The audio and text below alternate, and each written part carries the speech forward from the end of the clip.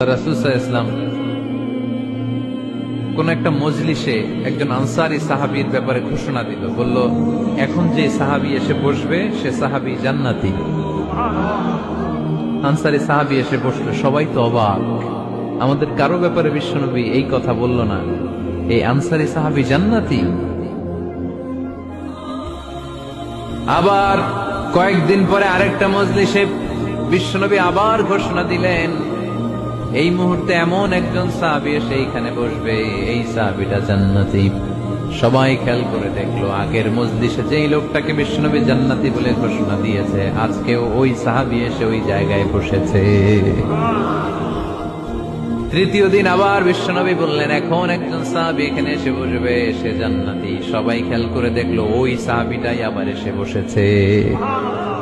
সবাই অবাক, কি আজীব, কি আছে এই সাহাবীর মধ্যে, যে সাহাবীর ব্যাপারে খুব বিশ্বনবী তিনবার ঘোষণা দিলেন যে সে জান্নাতি।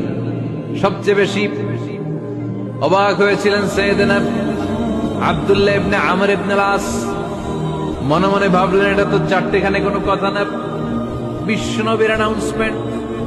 দুনিয়ার বুকে বিশ্বনবী তিনবার এই আনসারী সাহাবীকে জান্নাতি বলে ঘোষণা দিয়েছে, নিশ্চয়ই এই সাহাবীর এমন বিশেষ কোন আমল আছে, এমন বিশেষত্ব আছে যেটা আমাদের মধ্যে নাই। যেমন করেই হোক এই সাহাবীর ভেতরের সব খবর আমার জানতে হবে। সাইয়েদনা আব্দুল্লাহ ইবনে আমর ইবনে আল-আস একবার পরিকল্পনা করে ওই সাহাবীর বাড়িতে চলে গেলেন, যে বললেন, ভাই আমার আব্বার সাথে কয়েকদিন ধরে ঝগড়া, আমার ঘরে থাকতে মন চাচ্ছে না, তোমার বাসায় মেহমান হয়ে এসেছি, যদি তুমি অনুমতি দাও তোমার বাড়িতে 3 দিন মেহমান হয়ে আমি থাকতে চাই। কয়দিন? শুনতেছেন, বুঝতেছেন, কষ্ট হচ্ছে না তো?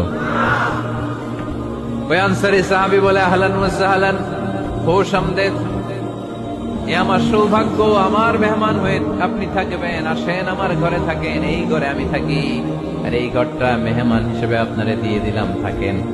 এবার আব্দুল্লাহ ইবনে আমর ইবনে আল-আস খুব ভালোভাবে ফলো করতে লাগলেন, কখন এই আনসারী সাহাবী কি করে। 1 দিন, 2 দিন, 3 দিন পর্যন্ত ফলো করার পরে সাইয়েদনা আব্দুল্লাহ ইবনে আমর ইবনে আল-আস এমন কোন বিশেষ আমল এই সাহাবীর মধ্যে খুঁজে পায় নাই।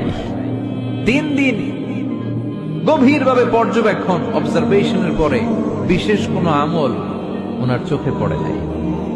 এবার 3 দিন পরে তো চলে যাবার পালা, ঠিক কিনা?